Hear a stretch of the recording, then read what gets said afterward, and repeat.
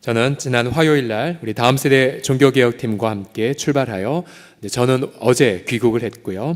우리 나머지 팀들은 다음 주 수요일 날 귀국 예정이 있습니다. 우리 다음 세대 종교개혁팀은 사진에서 보는 것처럼 루터가 1년 동안 약 11개월 동안 독일의 바르트부르크 성에 머물며 신약성경을 번역한 장소, 또 신약성경을 번역했던 저 방에 들어가 한동안 묵상의 시간을 가졌고요. 또한 체코 프라하에 가서 야누스의 그런 복음의 삶, 또 그가 복음을 증거했던 베들레헴 채플에 우리가 직접 들어가서 한참 동안 우리가 기도하고 찬양하는 그러한 시간들을 가졌습니다. 이제 그 후에 루터의 도시 비텐베르크와 또 보름스를 지나서 지금 현재 프랑크푸르트 남부 쪽에 지금 숙소를 지금 잡고 지금 쉬고 있고요. 이제 잠시 후에 저들도 주일날 예배를 스위스 융프라우에 올라가서 하나님의 영광을, 하나님의 창조의 영광을 목도하며 이제 예배하는 시간들을 앞두고 있습니다. 우리 팀이 출발하기 직전 지난 주일날 오후에 우리 다음 세대들과 함께 오늘 본문의 말씀을 함께 읽었습니다. 그리고 아이들과 함께 관찰했고, 우리 아이들이 이 본문을 통해서 주님의 음성을 직접 듣는 훈련의 시간들을 함께 가졌습니다. 저는 하나님의 음성은 지성적인 깨달음, 또 감정적인 위로와 평안, 또 의지적인 사모함 등으로 임한다고 말하면서 우리 아이들로 하여금 직접 본문을 통해서 주의 음성을 듣도록 계속해서 질문을 던졌습니다.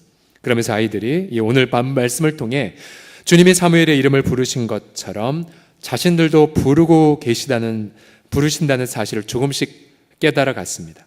화요일부터 시작된 모든 여정 속에서 우리 자녀들은 성경 말씀, 또 종교개혁 현장의 답사, 그리고 다양한 만남과 사건 등을 통해서 주님의 음성을 선명히 듣는 경험을 지금 하고 있습니다. 오늘 우리의 주제는 이것입니다. 과연 나는 하나님의 음성을 듣고 있는가? 과연 여러분은 여러분의 가정과 일터에서 하나님의 음성을 듣는 삶을 살고 계십니까? 만약 우리 인생의 이 행로 속에 누군가 우리를 사랑하고 책임지는 가이드가 있다면 비록 그 여정이 생소하고 낯설어도 두려워하지 않죠. 그러나 만약 사랑하고 책임지는 가이드의 음성이 없다면 우리 인생은 온통 두려움, 좌절, 그리고 어리석은 결정과 죄책감만 가득하게 됩니다. 오늘 본문의 배경은 이스라엘의 영적 암흑기의 한복판 안에 있는 것이 배경입니다. 백성의 지도자들은 타락했고, 또한 영적 지도자들은 예배보다 돈과 쾌락의 노예로 살았던 시절. 그러나 그때에 사람들은 하나님을 찾지 않았음에도 바로 하나님은 이들을 찾아오신 이야기가 오늘 본문이죠. 오늘 3장 1절을 보시게 되면 얼마나 영적 암흑기였는지, 아이 사무엘이 엘리 대제사장 앞에서 여호와를 섬길 때에 여호와의 말씀이 희귀하여 이상, 즉 비전이 흔히 보이지 않았던 시절이었습니다. 그 당시에 이 사무엘도 어른들처럼 처음에는 하나님의 음성을 알아듣지 못했습니다. 사무엘은 주님과 인격적 교제를 하는 방법을 알지 못했죠.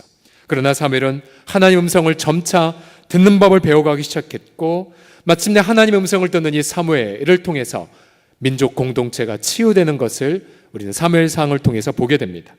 오늘 본문을 통해 하나님의 음성을 듣는 법에 대한 몇 가지 교훈을 나누고자 합니다. 첫 번째, 하나님 음성을 듣는 삶에 대한 첫 번째 교훈이 무엇이냐면, 우리가 주의 이름을 부르기 전 주님은 이미 우리 이름을 부르고 계시다는 사실입니다. 같이 첫 번째를 읽어볼까요? 시작. 주님은 이미 우리 이름을 부르고 계십니다. 옆 사람 보시면서 주님이 당신의 이름을 먼저 부르십니다. 고백합시다. 시작. 주님이 당신의 이름을 먼저 부르고 계십니다. 자, 그 당시 하나님을 향한 사람들의 마음은 어둡게 꺼져 있었지만 3절을 보시면 하나님의 등불은 아직 꺼지지 않았습니다. 바로 그 순간 하나님의 전에서 자고 있던 사무엘을 향해 하나님이 음성을 들려주기 시작하죠. 자, 4절과 5절을 보십시오. 사무엘이 어떻게 하나님의 음성을 들었나? 여호와께서 사무엘을 부르시는지라 그가 대답하되 내가 여기 있나이다. 그러나 사무엘은 그 음성의 주인이 하나님인지를 알지 못한 채 엘리 제사장에게로 달려갑니다. 제사장님, 저를 부르셨습니까? 아니, 난 널 부르지 않았는데 가서 자. 하나님의 첫 번째 음성 애로의 초대는 이처럼 사무엘의 실패로 끝났죠. 그러나 하나님은 포기하지 않으셨습니다. 6절을 보시면 여호와께서 어떻게 하셨다고요? 다시 사무엘을 부르셨습니다. 다시 부르셨어요. 그러나 사무엘이 일어나서 하나님께로 간 것이 아니라 역시 사람에게로 달려갑니다. 엘리에게로 가러 이르되 당신이 나를 부르셨기로 내가 여기 있나이다. 내 아들아, 내가 부르지 않았다. 다시 누우라. 하나님은 두 번이나 사무엘의 이름을 불렀지만 사무엘은 두 번 다 사람에게로 달려갔죠. 왜 사무엘이 이처럼 하나님의 음성을 듣는 데에 실패했을까요? 그 답이 7절에 나와 있습니다. 7절 말씀을 다 같이 읽어보겠습니다. 시작. 여호와께서 사무엘이 아직 여호와를 알지 못하고 여호와의 말씀도 아직 그에게 나타나지 아니한 때라. 간단했습니다. 사무엘은 주님을 인격적으로 아직 알지 못했어요. 그리고 하나님의 말씀도 그에게는 있지 않았습니다. 주님은 이처럼 미성숙한 사무엘, 그러나 미성숙한 사무엘을 책망하지 않으셨습니다. 8절을 보시면 여호와께서 몇 번째로 사무엘을 부르셨습니까? 세 번째. 이번에 과연 사무엘이 응답했을까요? 사무엘이 일어났습니다. 그러나 그가 간 곳은 하나님이 아니라 역시 사람이었어요. 지난주 오후 때에 우리 아이들에게 물어봤어요. 얘들아, 너희 학교에서 만약 너가 네 친구들의 이름을 부르는데 만약 너희 친구가, 죄송합니다, 우리 10대들의 용어를 써서, 만약 너희들이 불렀는데 생까면 너 몇 번 참겠냐? 애들 대부분은 목사님 2번이요, 3번이요. 2번 부르고 대답 없다? 그러면 끝이라고 말했습니다. 개헌 끝. 근데 여러분 기뻐하십시오. 우리 주님은 10대와 같은 하나님이 아닙니다. 주님은 책망하지 않으셨어요. 그리고 10절을 보세요. 10절을 보시면 여호와께서 임하여 서서 하나님의 다급함이 보여지죠. 임하여 서서 전과 같이 사무엘아. 주님은 4번째로 임하셨고 4번째로 5번째로 사무엘을 부르셨습니다. 그러자 비로소 사무엘이 이르되 말씀하옵소서 주의 종이 듣겠나이다. 5번만에야 응답하는 사무엘. 그래서 혹자는 성경에서 가장 귀가 어두운 양반이 누구라고 말했겠습니까? 사무엘. 5번만에야 응답했으니 얼마나 속이 터졌겠습니까? 제가 처음으로 들었던 하나님의 음성은 1989년 7월 요한복음 3장 16절을 통해서입니다. 하나님이 경철이를 이처럼 사랑하사 독생자를 주셨으니 이는 저를 믿는 자마다 멸망치 않고 영생을 얻게 하려 하심이라. 저는 그때 이 말씀을 통해 하나님의 음성을 듣고 반응했고 제 마음을 열어 예수님을 나의 구주, 나의 주님으로 마음에 영접했습니다. 그러나 주님 앞에 응답하고 나서 그날이 제가 들은 첫 번째 하나님 음성이 아니란 걸 깨달았습니다. 주님은 제 인생 속에 무수히도 많이 제 마음의 문을 놓고 하셨으나 제가 번번이 거부했다는 것을 깨닫게 되었죠. 예를 들어 초등학교 2학년 때로 기억하는데 근처 교회에서 성경학교를 열었을 때 떡을 준다라고 광고했습니다. 우리 같이 노는 아이들은 우르르 놀다가 다 교회로 갔고 저는 그 뒤에서 지조 있게 떡 준다고 종교를 바꾸냐 이것들아 하면서 교회를 안 갔던 기억이 있습니다. 그때부터 교회를 다녔으면 더 훌륭한 사람이 됐을 텐데 4학년 때로 기억한대요. 외할머님이 빨간 책, 옛날 성경책 빨간 책 테두리지 않았습니까? 빨간 책 성경책을 가져와서 우리 할머니에게 사돈 예수님 믿어야 되네 라고 했지만 우리 할머님은 이윽고 그 할머님이 떠나시고 나서 저에게 명령하셨죠. 이 성경책 갖다 버려라. 네 할머니. 그리고 제 손으로 성경책을 버린 나쁜 서경철. 그때부터 성경을 읽었다면 더 성경을 잘 알 텐데. 사무엘은 5번 만에 주님 앞에 응답했지만 저는 아마 셀 수가 없었을 것 같아요. 수십 번, 수백 번. 주님은 저희 이름 부르셨지만 저는 그때마다 사람에게로 달려갔거나 그렇게 하나님 음성을 부정했었죠. 여러분, 우리가 주님의 음성을 이렇게 부르심에 응답하지 않았음에도 불구하고 왜 주님은 우리와 관계를 절교하거나 우리를 혼내지 않으실까요? 왜 그분은 끝까지 인내하고 기다리시며 우리의 부르심의 현장에 서서 우리를 그렇게 우리가 응답하기를 그렇게 기다리실까요? 그것은 주님은 바로 선한 목자이기 때문입니다. 선한 목자. 요한복음 10장 3절을 보시면 양은 그의 음성을 듣나니 그가 자기 양의 이름을 각각 불러 인도하여 낸다고 말합니다. 예수님은 우리들의 이름을 날마다 부르고 계세요. 그는 방황한 양떼들을 찾아가시고 찾은 양들에게 푸른 초종과 쉴만한 물가로 선물을 주시는 주님이십니다. 여러분도 이 자리에 비록 계시지만 지난 밤 여러분 혹시 고통 중에 잠 못 이루는 밤을 보내셨다 할지라도, 여러분 혹시 관계의 깨어짐 때문에 절망했다 할지라도, 여러분 일터에서 겪는 그 어려움 때문에 두려움 속에 있다 할지라도, 여러분 그거 아세요? 우리가 주의 이름을 부르기 전 주님은 이미 우리의 이름을 부르고 계시다는 사실을요. 사랑한 나의 아들아, 사랑한 나의 딸아. 스바냐서 3장 17절을 보시면 너희 하나님 여호와가 너희 가운데에 계시니, 가장 어두울 때, 가장 힘들 때 주님은 그 가운데 계시면서 그는 왜요? 구원을 베풀기 위해 그는 전능자이시기에. 그러면서 그 다음 표현 보세요. 그가 너로 말미암아 기쁨을 이기지 못하신대요. 그는 너를 잠잠히 사랑하시고 너로 말미암아 그 다음 보세요. 어떻게 하신다고요? 즐거이 부르며 기뻐하시리라.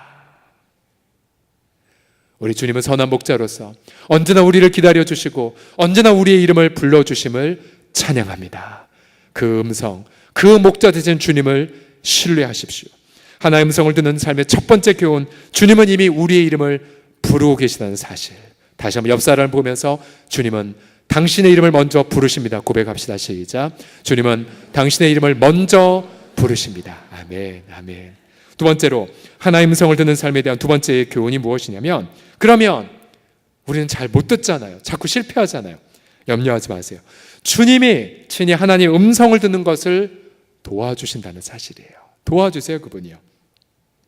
자, 사무엘에게 계속해서 거듭된 하나님 음성을 듣는 거에 실패를 도왔던 분이 있습니다. 그분은 바로 당시 대제사장이었던 엘리였죠. 엘리. 물론 엘리는 눈은 멀었고 그 아들들은 타락했지만 사무엘로 하여금 하나님의 음성을 듣는 결정적인 열쇠를 줍니다. 8절과 9절을 보시면 대제사장 엘리가 여호와께서 이 아이를 부르신 줄을 깨닫고 대제사장이 사무엘에게 이르되 가서 네가 처음 부름받은 곳으로 가. 그가 너를 부르시거든 네가 말하기를, 그 다음 같이 읽겠습니다. 시작. 여호와여 말씀하옵소서 주의 종이 듣겠나이다 하라. 자, 하나님 음성을 듣는 결정적 열쇠가 무엇입니까? 주님 말씀해 주세요. 주의 종이 듣겠습니다. 여러분 같이 고백해 보실까요? 말씀하옵소서. 시작. 말씀하옵소서 주의 종이 듣겠나이다. 자, 히브리 말에 듣겠다라는 표현은 듣고 순종하겠습니다까지 포함돼요. 듣고 순종하겠습니다.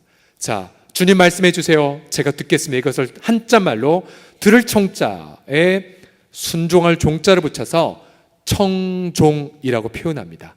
청종. 대제사장은 사무엘에게 하나님의 음성을 듣는 결정적 열쇠가 청종에 있음을 일깨워 줬던 것이죠. 그러고 보면 여러분, 왜 우리가 인생의 어려운 과제 앞에서 왜 주님의 음성을 듣지 못하고 있을까요? 왜 어떤 것이 하나님 뜻인지 분별하지 못한 채 자꾸만 사람들 찾아가고 자꾸만 사람의 그런 제한된 경험의 지식을 의뢰하려 할까요? 그것은 여러분, 우리 마음속에 여전히 내가 내 인생의 주인으로 앉아 있어서 청종하려는 마음 자체가 없기 때문이 아닙니까? 내 속에 결론은 다 혼자 내려놓고는 그저 주님 나 도와달라고 항변했기 때문이 아닙니까? 죄악을 자복하고 회개하기보다는 오히려 죄악을 은폐하고 그리고 합리화하고자 할 때 그때 과연 주님의 음성이 들릴까요? 자신의 인생의 주인에 내려놓지 않은 채 그저 주님을 도깨비 방망이처럼 이용하려고 한다면, 혹은 자아 실현의 의지만 가득한 채 주 앞에 아무리 부르짖는다 한들 그러면 주님의 음성이 과연 들릴까요? 과연 우리들은 내 인생의 주인, 내가 과연 내 인생 전체를 주 앞에 맡기며 종으로 살고 있습니까? 아니면 우리의 자녀의 장래, 그냥 내가 주관하고 돈, 권력 혹은 명예에 국한하여 주님을 제한하고 있지 않습니까? 과연 우리의 사업터의 진짜 사장님은 예수님이십니까? 본문에서 사무엘로 하여금 하나의 음성을 도운 자가 바로 대제사장이라고 말씀드렸죠. 대제사장은 날마다 백성의 죄를 위해 희생 제물을 드리는 자입니다. 구약에는 엘리처럼 연약한 자들이 제사장 역할을 감당했죠. 자신도 죄를 짓고 실수도 많이 했던 자. 그러나 여러분, 엘리같이 문제 많은 대제사장도 사무엘과 같이 걸출한 하나님의 사람을 세우는 데 쓰임받았죠. 그러면 여러분, 우리는 지금 하나님의 음성을 듣는데 누구의 도움을 받을 수 있습니까? 죄가 없는 대제사장, 단 한 번도 실수하지 않는 대제사장, 더군다나 우리의 연약함을 공감하시고 함께 아파하시는 대제사장, 여러분 그분의 이름이 과연 누구입니까? 히브리서 4장 14절 15절 같이 읽어보죠. 시작. 그러므로 우리에게 큰 대제사장이 계시니 승천하시니 곧 하나님의 아들 예수시라. 우리가 믿는 도리를 굳게 잡을지어다. 우리에게는 대제사장은 우리의 연약함을 동정하지 못하실 리가 아니요. 할렐루야. 바로 대제사장 누구요? 예수 그리스도. 예수 그리스도. 그가 바로 하나님 음성을 듣도록 도와주십니다. 마치 엘리가 사무엘에게 그래? 그럼 다시 현장으로 가서 주님 말씀하세요. 저는 주의 종입니다. 예수님이 어떻게 하십니까? 똑같이 말씀하세요. 삶의 어려움 속에 있다면 주님 말씀하세요.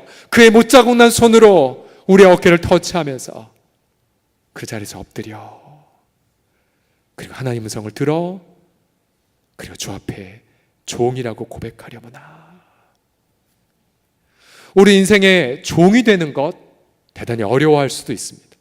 내 모든 통장의 잔고, 내 모든 인생의 계획표 다 내려놓는 거 쉽지 않아요.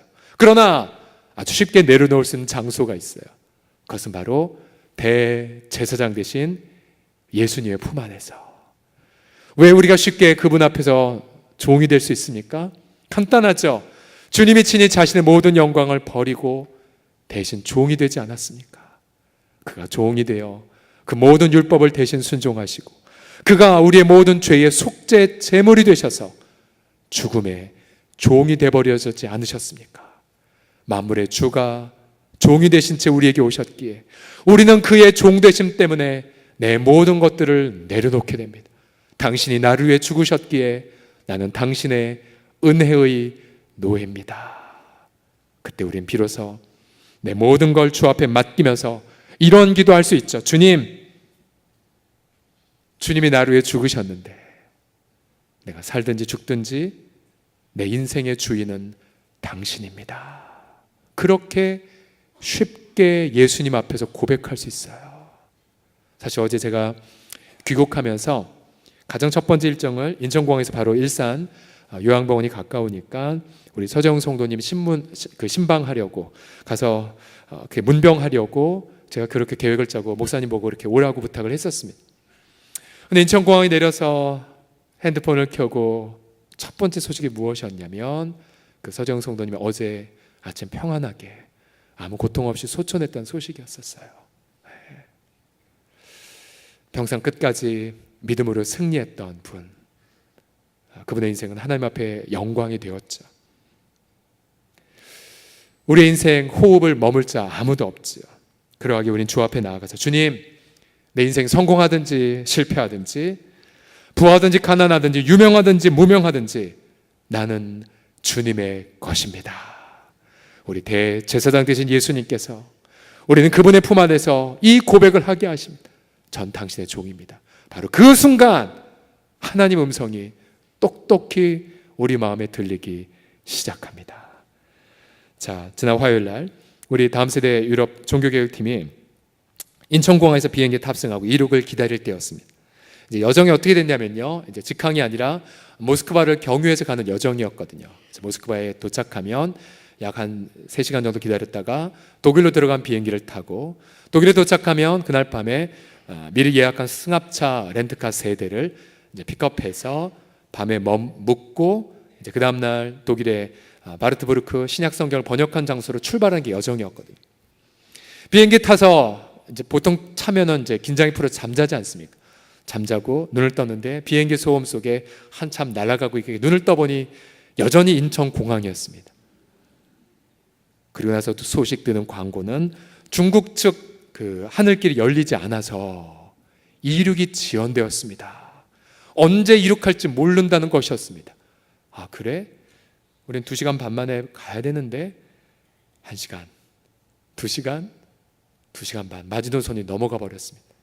마침내 비행기는 3시간 만에야 이륙을 해버렸습니다. 문제가 생겼죠. 비행 연결편도 그렇고 렌트카도 그렇고요. 전화를 했습니다.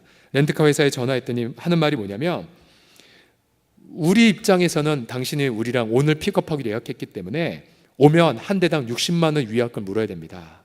60 곱하기 3, 180만 원을 물어야 되고, 그 다음 다시 계약을 해서 세 대를 그 다음날 받아야 되는데 승합차가 있을지 우리는 보장 못한다는 거였습니다. 그럼 차질이 완전히 다 뒤엉키는 거예요. 그러면 저희 교육자 3명이 비행기에서 모였어요. 그리고 같이 상의했어요. 그리고 기도했습니다. 그러면서 이런 기도했어요. 주님, 이 어려움 속에서 우리 아이들이 하나님의 음성을 듣는 법을 배우게 해주세요. 그리고 최선의 길로 인도하신 하나님을 경험하게 해달라고 기도했어요. 그리고 기도하고 결국은 비행기는 3시간 만에 출발했습니다. 결국 우린 독일로 가는 비행기를 탈 수가 없었습니다. 그러면서 아이들에게, 얘들아, 이 어려운 상황에서도 감사를 고백해. 불평하지 말고 감사해. 그리고 주의 뜻을 구해봐. 그러면서 우리는 하나님이 주신 그런 지혜를 쫓아서 하나씩 여러 가지로 전화하고 그렇게 했습니다. 이제 모스크바에 도착했어요. 독일 가는 비행기 놓쳤습니다. 그러나 항공사에서는 이렇게 우리에게 해줬습니다. 대단히 미안하다고 말하면서 우리에게 몇 가지를 주었어요. 우선은 그 다음날 독일로 들어간 티켓을 우리한테 주었고요. 그 다음 그날 밤 이제 모스크바에서 머물러야 되니까 호텔로 안내해 주었는데 아주 좋은 호텔, 고급 호텔로 우리가 갔어요. 우리 중에 한 교육자가 그 호텔 이름을 듣는 순간 너무나 좋아하면서, 목사님, 제가 허니문 신혼여행 때 묵었던 호텔과 같은 이름이네요. 우리 아이들은 본인들 이런 호텔에 묵는다고 생각하면서 너무나도 좋아했습니다. 그 좋은 호텔에 우리 몇 명은 혼자 이렇게 머물기도 했었고요. 우리 그 다음날 아침은 15,000원짜리 쿠폰을 받아서 단 몇천 원도 안 남기고 다 그걸로 맛있는 걸 사 먹었습니다. 이제 문제는, 그리고 독일 입국할 때 3명은 비즈니스 좌석으로 가기도 했어요. 그래서 우리 비즈니스 좌석으로 가는 모 교육자는 본인이 큰 위로를 받았다고, 눈만 마주쳐도 항공 승무원이 와서 뭘 도와드릴까요? 했기 때문에 위로를 받았다고 했습니다. 문제는 렌트카가 남았잖아요. 저희는 미처 한국에서 다 취소를 못했어요. 취소하는 전화를 한 순간 비행기에 이륙했기 때문에 이것도 저것도 안 된 상황이 있었습니다. 계속 기도했고, 이제 렌트카를 빌려주는 그 회사에, 이제 독일 프랑크푸르트 공항에 가서 그곳에 갔습니다. 계약서를 냈죠. 당장에 하는 말, 당신네 문제가 있군요. 예, 우리가 문제를 겪었습니다. 이러이러했었고 우리는 당황했다. 그러나 도와달라고. 잠시 기다려가면서 보스에게 전화를 했더니, 예, 승합차 한 대가 있군요. 잠시 후에 또 전화했더니 2대, 3대. 그래서 위약금을 물지 않고 그대로 승합차를 배정을 받았습니다. 할렐루야. 그리고 짐도 모스크바 공항에서는 저희가 못 받았는데 단 하나의 짐도 잃어버리지 않은 채 독일에서 완벽하게 찾게 되었죠. 이 모든 상황 속 아이들의 고백이 이것이었어요. 어려움 속에서도 주님이 동행하는 걸 아이들이 다 경험했고요. 오히려 난관이 베스트한 길로 바뀌는 것을 경험을 하였습니다. 할렐루야. 우리는 비록 이처럼 하나님의 음성을 잘 듣지 못하는 고난의 현장에 있다 할지라도 대제사장 예수 그리스도께서는 날마다 우리의 연약함을 공감하시면서 도와주십니다. 도와주세요. 그 예수 그리스도의 십자가, 예수 그리스도의 부활을 통해 우리는 하나님의 음성을 듣는 법을 계속해서 배워가게 됩니다. 만약 예수 그리스도의 도움이 없다면 우리는 하나님의 음성을 들을 길이 없어요. 그러게 여러분의 어려운 난관 속에서 누구에게 달려가시겠습니까? 사람의 도움은 한계가 있죠. 그러나 나를 위해 자신의 생명을 바치신 예수 그리스도, 우리의 모든 질고를 대신 짊어지신 예수 그리스도, 우리 인생의 모든 어려움을 대신 품으신 예수 그리스도, 여러분 예수 그리스도께로 달려가십시오. 그분 앞에 엎드려 고백하십시오. 주님, 말씀하옵소서, 주의 종이 듣겠나이다. 그 고백 속에 수많은 시련에 대한 하나님의 음성과 하나님의 인도하심을 기가 막히게 경험하게 하실 줄을 믿습니다. 이 너무나 당연한 예수 믿는 성도들의 특권이 우리에게 가득히 넘쳐나기를 주의 이름으로 간절히 축복합니다. 옆 사람 몸 이렇게 고백하겠습니다. 주님은 최선의 길로 인도하고 계십니다. 시작. 주님은 최선의 길로 인도하고 계십니다. 마지막 하나님 음성을 듣는 삶에 대한 교훈은 주님은 성경 말씀을 이루시는 삶으로 인도한다는 사실입니다. 같이 읽어볼까요? 시작. 주님은 성경 말씀을 이루시는 삶으로 인도하십니다. 다시 본문에서 사무엘이 들은 첫 번째 주의 음성이 무엇이었습니까? 11절 12절을 보시면 여호와께서 사무엘에게 이르시되 보라 내가 이스라엘 중에 한 일을 행할 것이다. 자, 하나님의 음성이 무엇이었냐면 내가 행할 거야. 내가 역사할 거야 라는 뜻이죠. 그 내용이 무엇이었냐면 내가 엘리의 집에 대하여 말한 것, 바로 사무엘상 2장에 보면 이 타락한 제사장 가문 하나님이 철저히 심판한다는 말씀이 있거든요. 하나님 이미 과거에 선포한 그 말씀을 내가 다 이루겠다라는 음성을 사무엘에게 들려주십니다. 하나님의 음성, 사무엘이든 하나님의 음성의 내용을 축약하면 이것이죠. 내가 말한 것을 다 이루리라. 한번 따라해 보시겠습니까? 시작. 내가 말한 것을 다 이루리라. 다시 한번요. 시작. 내가 말한 것을 다 이루리라. 두 단어로 축약할 수 있죠. 하나님의 음성의 두 가지 본질이 이것입니다. 하나는 약속. 내가 말한 것. 핸드폰 꺼주시겠습니까? 예.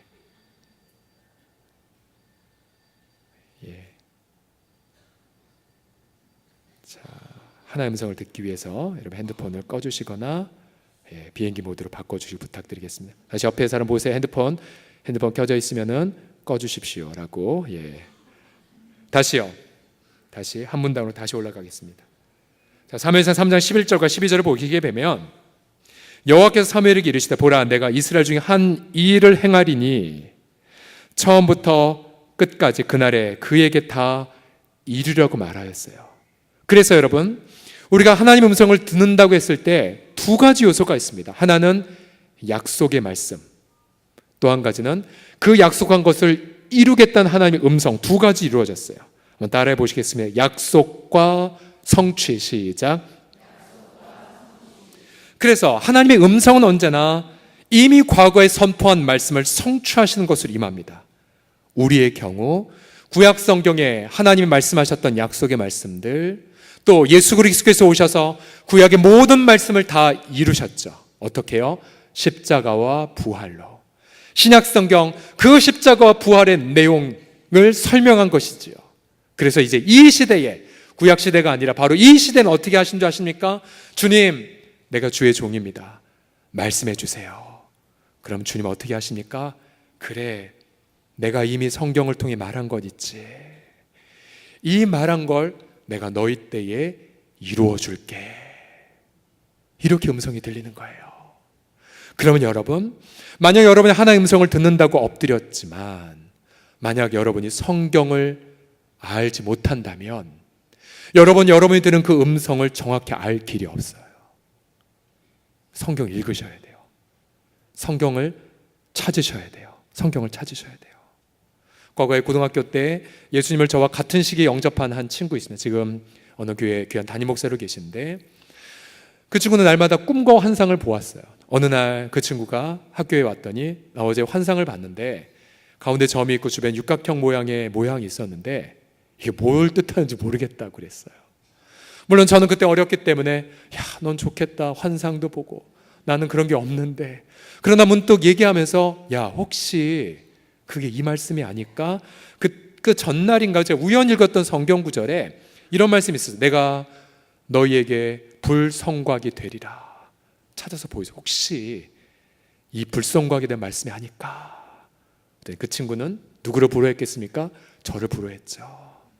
해석이 되었었어요. 해석이. 그래서 여러분, 신약시대 때에 와서는 물론 하나님은 지금도 비전과 꿈과 환상과 예언 통해 말씀하십니다. 그러나 여러분 자꾸만 내게 뭔가 보인다 하면 여러분 회개하셔야 돼요. 그게 뭐냐면 얼마나 성경을 안 읽었으면 하나님이 그림책을 보여주셨겠습니까? 그렇죠? 여러분 괜히 어디 기도원에 가서 예언기도 여러분 보세요. 예언기도의 대부분은 자신의 마음에서 지어낸 이야기 되게 많아요. 또 검증되지 않은 곳에 함부로 안수받을 땐 악한 영을 받게 돼요. 많은 순간 조현병과 정신분열 이어진 현상들 제가 많이 봤어요. 이렇게 선명한 주의 말씀이 여기 있는데 왜 그렇게 돌아 고생들을 하십니까? 수많은 설교 방송도 마찬가지예요. 물론 좋은 설교의 방송은 우리에게 유익하지만 그러나 여러분 인간의 1만 마디의 설교 말씀보다 바로 이 온 우주 만물을 창조하셨고 지금 역사를 지탱하고 계신 하나님 말씀 단 한 구절이 우리 인생을 온전하게 변화시키는 것. 그리고 여러분 이번 여름에 여러분 이 여름 이제 곧 지나갈 거예요. 이제 곧 가을에 선선한 바람이 불 것이죠. 네, 여러분 그 전에 그동안 밀렸던 하나님 말씀이 있다면 여러분 다 복구하세요. 혹시 휴가를 아직 안 가셨다면 성경책을 갖고 가셔서 그동안 밀렸던 성경 다 읽으세요. 왜요? 주님이 무수하게 내게 많이 말씀해 주셨는데 여러분 다 놓치신 거잖아요. 내가 이렇게 인도하겠다, 내가 저렇게 약속하겠다라는 것 다 놓치셨잖아요. 여러분 그 손에 돈과 시간으로 보상이 될까요? 그렇지 않아요. 아마 2주 후 정도에 우리 종교교육팀이 오면 이 아이들이 경험한 것들을 좀 간증할 기회를 아마 예배 시간 가질 것 같은데요.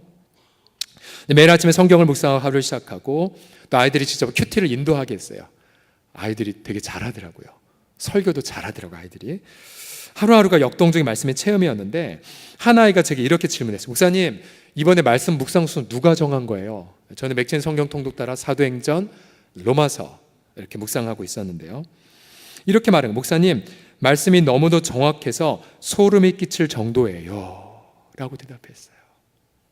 왜 그런 걸 경험했을까요?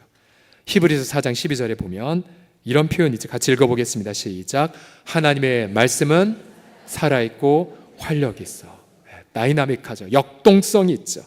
지금 예수님 말씀으로 온 우주 만물을 붙잡고 계시기에 우리가 성경을 피는 그 순간 성경 말씀 우리 속에 선포가 되죠. 성령이 말씀하세요. 내가 이 말씀을 너희 때에 이루어 주리라.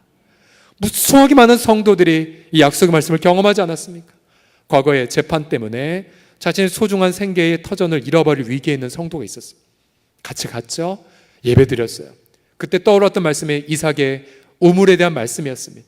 이삭이 우물을 팠는데 이방인들이 시기가 메꿔버리고 이삭이 또 팠는데 또 시기가 메꿔버리고 분란과 다툼이 있을 때 그러나 이삭은 계속해서 묵묵히 우물을 팠고 마침내 네 번째 우물이 되었을 때에 더 이상 다투지 않았죠. 왜요? 본인이 판 우물 때문에 본인도 먹고 이방인도 먹었기 때문에. 그래서 그 말씀을 선포해서 그 사업 현장 이삭의 우물이 될지어다. 그때부터 그 사업장은 지금까지 약 10여 년이 흘렀는데요. 정말 하나님을 귀하게 섬기는 아름다운 사업의 현장이 되었습니다. 할렐루야. 하나님의 그 위대한 말씀들. 이번에 제가 체코 프라하에 들어갔을 땐 한정훈 선교사님이 저희 팀을 가이드해 주셨어요. 그분이 이러한 고백을 하시더라고요. 본인은 시골에서 태어났고 상고를 나왔지만 그러나 주님은 전 세계를 다니며 복음을 증거하게 하셨다고요. 강남에 아주 대형 교회의 선교 총 디렉터로 계셨거든요.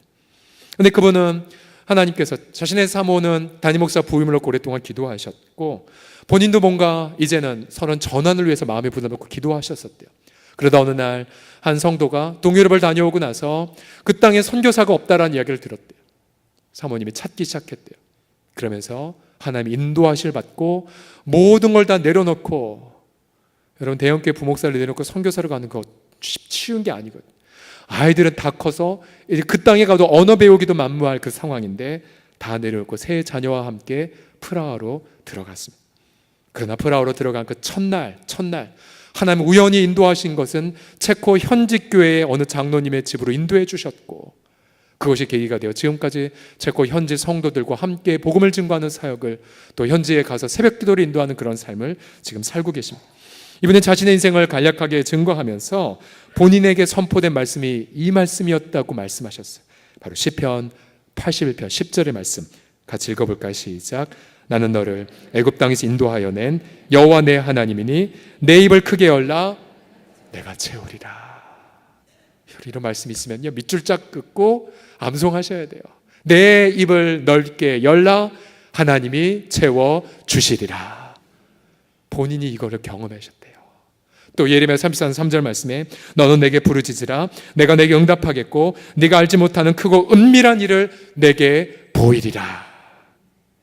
그래요, 주님은 지금도 이 수만 가지 약속의 말씀을 우리에게 들려주고 계십니다. 내가 이미 약속한 말씀을 너희 때에 이루어 주리라. 그러게 여러분, 그 전능하신 하나님의 약속의 말씀으로 여러분 남은 여름과 휴가 기간을 가득히 채워 보십시오. 여러분의 그 말씀이 여러분의 선포되을 때에 여러분은 이 땅 가운데 시원한 하나님의 일하심을 가정과 일터 현장에서 충만하게 경험하게 될 것입니다.